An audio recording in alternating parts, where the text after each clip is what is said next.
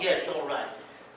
Just to give perhaps a parallel story.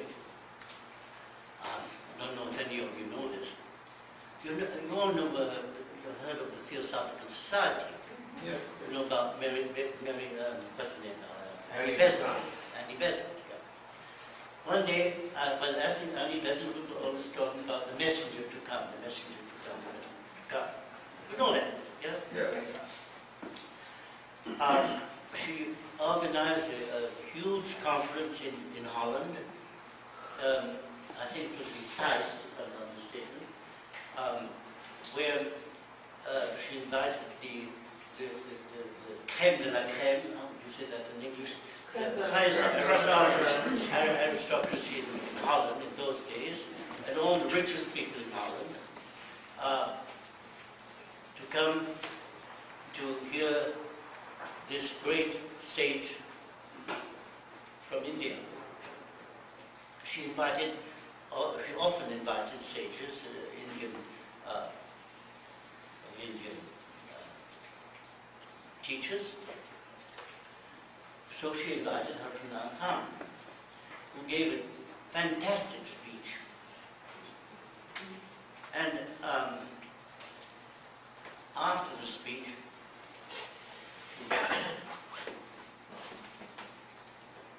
she called Harjuna Khan to have an interview with her. Are you married? Do you have children? Do you eat meat? You are not the messenger. Just like that. And what happened is that half of the audience followed Harjuna Khan and the other half stayed with him. And among that other half was several of the big leaders of the Sufi movement. Two of them, whose names I want to mention, whose stories are much dead today. One was Mustafa Zaman, who offered to buy a house for Murshid in Surat, in Paris. On his name. On his name. Yeah, and the extraordinary thing, she bought it on his name, not on her name, on his name. And until I don't know, 38, I don't remember exactly, but perhaps I'm exaggerating. In any way, or perhaps till 30, don't ask me dates, for at least 10 years, she financed the whole family. Not only the children, but the uncles, the whole family was financed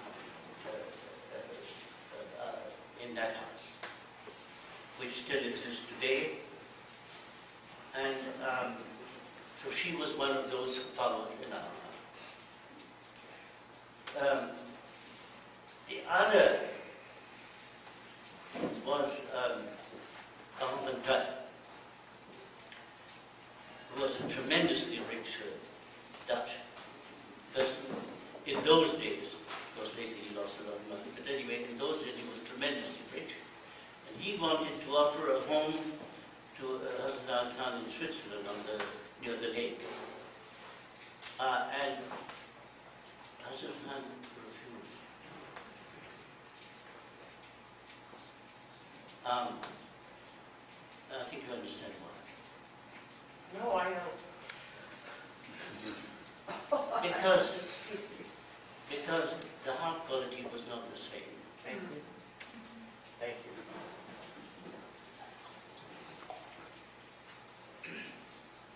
Now here, this interesting follow-up. Baron Montoya called Harjuna Khan Prince, because he knew that he was a descendant of Tipu Sultan. And Harjuna Khan called him Baron. One day, Baron Montoya said to Harjuna Khan, "Stop calling me Baron. Some others will start calling me Prince. So what to do?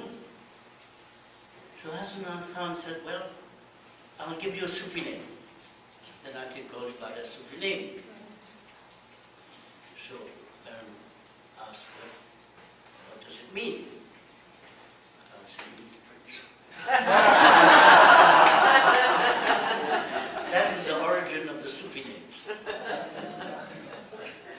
Because in those days, of course, there were many barons and counts and all the aristocracy of Holland. And so it was embarrassing for those who were not aristocracy. What do you say now? Aristocracy. And the idea of the Sufi name came in handy. What was the name that? Sardar. Sardar. Sardar. Sardar. S-I-R-D-A-R. Of course, there were many other of those who had been at this Theosophical Society who joined. Tell you another story which I think is very, I don't know if you know this story of Geneva. You don't know? Never heard of it? Well, it's in the volume. I don't understand why these stories are not known. It's printed. Well, let's hear what the story is. If anybody has heard the story, put your hand up. That's a neat story. Those who've heard, please tell those about it. Inayat Khan always, whenever he traveled with someone, some murid, either Sardar or Sakar, or there was always some murid who was helpful. But one day, he wanted to go alone. He went to Geneva all alone. And he didn't have a return ticket. He didn't have a one-way ticket.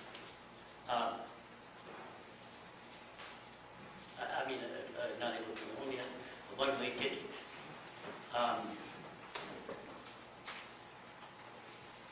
He arrived there and walked up to a place where there was a beautiful house. And at a certain distance there was a bench. And he sat on that bench and concentrated on that house. For quite some time. And then all of a sudden a little old woman came out of the house. She was worried, she had seen it. Was that Indian sitting on that bench? What's the matter? She came, who are you? Can I do something for you? Am I talking loud enough? Yeah. Yes. And they started a conversation. And so then she invited him in that house. That house was the house of the Dutch consul in Switzerland, who later became the national representative. And that's where he met with Zanetti and Dusac, where they created, for the first time, that was in 1922, where the Sufi movement was created. And the order, which had been in London, was closed. Closed in London, but was transported into the Sufi movement in Geneva. This is a historical story. It's a magic event. And then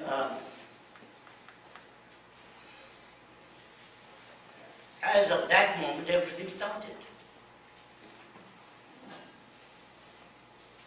Now, why did Hazrat Khan call this Sufi movement? Why didn't he call it Sufi order like it had been in London? Because this is the Sufi movement, the channel of the message. Well, the message is a flow of energy. A movement is something that moves on.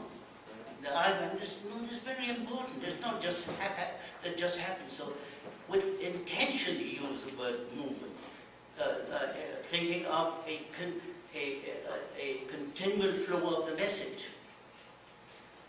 He went away from the order, which is stagnant, into a movement which flows onwards.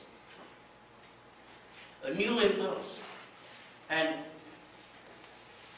I have the courage to say today, at that instant, Hazrat Inayat Khan closed the doors of his connection with the Chishtiya order. And there is a Gatika, number 14. And if anybody wants that, you have probably read it and never understood what was in it. If any of you want it, ask Ameena, she can send it to you. And that same, It's also in the brown book. and that same text is also in the biography, Brown books. in the brown books. And many of you have read it and not understood what was in it.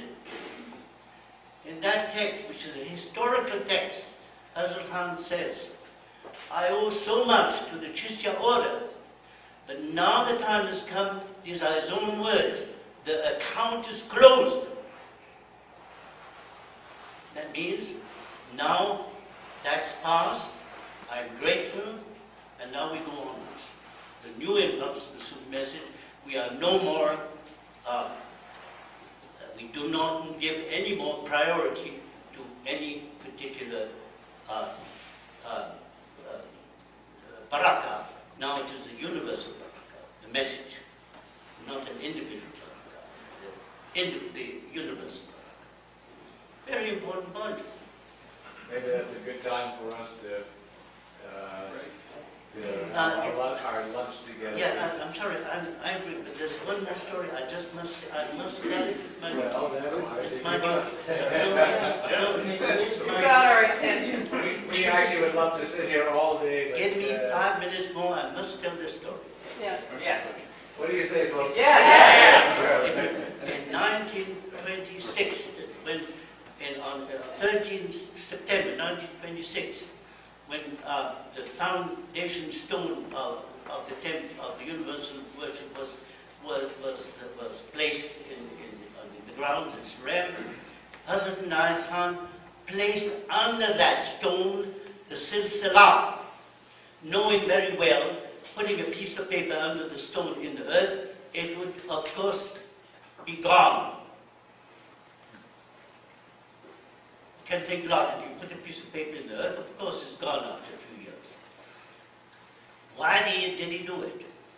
Because that silsila was for him very sacred. But he could not tear it up. You cannot tear something sacred you cannot tear up, especially according to Indian laws. But if you offer it to the Mother Earth will take care of it.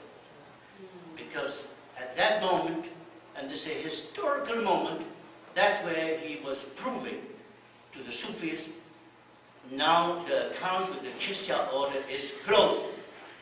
I had to tell this story. Thank you. Thank you. Thank you. Stay. Sit. Why don't we close singing